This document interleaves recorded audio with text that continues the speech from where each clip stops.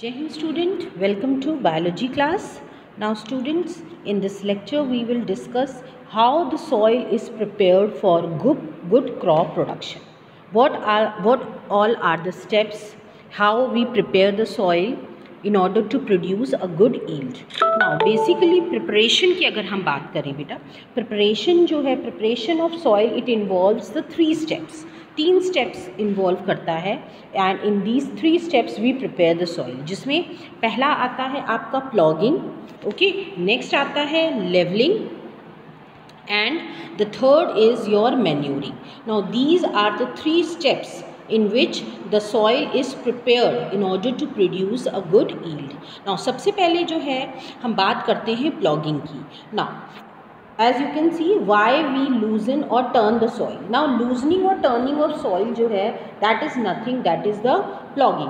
Plogging को ही हम बोलते हैं loosening and turning up the soil. इसको प्लॉगिंग भी बोलते हैं एंड टिलिंग भी बोलते हैं. ना ट्रेडिशनल मेथड्स की बात करें तो traditional ploughs that were made of wood और iron, so these were used in the older times and these now also few farmers they use, and these plog they are driven by animals. आपने देखा होगा जो हल होता है, हल, plough is nothing that is the हल, okay. तो एनिमल्स भी उसको ड्राइव करते हैं, ओके, खेत में, या फिर ट्रैक्टर के थ्रू जो है हम खेत को प्लॉग करते हैं. अगर हम मॉडर्न जो है मॉडर्न अप्रोच अगर हम देखें, okay, so in this way ploughing can be done. Traditional methods also can be use for ploughing और modern methods can be use, okay. Nowadays ploughing is done with tractor driven cultivator. उसको हम क्या बोलते हैं? Tractor driven cultivator.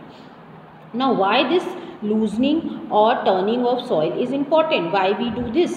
So loosening of soil is important because it allows the roots, it's not roots, it's roots, it allow the roots to go deeper into the soil, okay, so that the exchange of gases are proper. ठीक है, respiration जो है, breathing जो है वो अच्छी हो सके, एयर जो है वो रूट्स में एंटर कर सके. इसलिए हम रूट्स जो सॉइल होता है उसको लूज़ करते हैं, जिससे कि रूट्स जो हैं वो अच्छे से पेनिट्रेट कर सके, ओके, और ब्रीदिंग प्रोसेस जो है, एक्सचेंज ऑफ गैसेस है, वो प्रॉपर हो सके. Next, it also help in growth of microbes and earthworms that add humus to the soil and turn and loosen the soil further.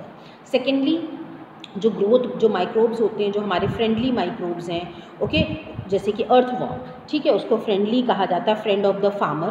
तो ये भी हेल्प करता है because it add humus to the soil. Next, nutrient rich soil comes to the top and can be used by plant, okay. Loosening और turning से क्या होता है, जो न्यूट्रिएंट रिच सॉइल होती है जो कि नीचे है वो ऊपर आ जाती है, ओके, तो मिक्सिंग हो जाती है और फिर हम प्लांट्स को न्यूट्रिएंट सप्लाई कर सकते हैं, okay. So these are the few advantages why we lose or turn the soil. So the process used to loosen and turn the soil is called tilling or ploughing. इसको हम बोलते हैं tilling or ploughing. Now next, after tilling, leveling is done, in which the big clumps of soil called crumbs are broken and leveled. Leveling in the field help in the process of sowing and irrigation.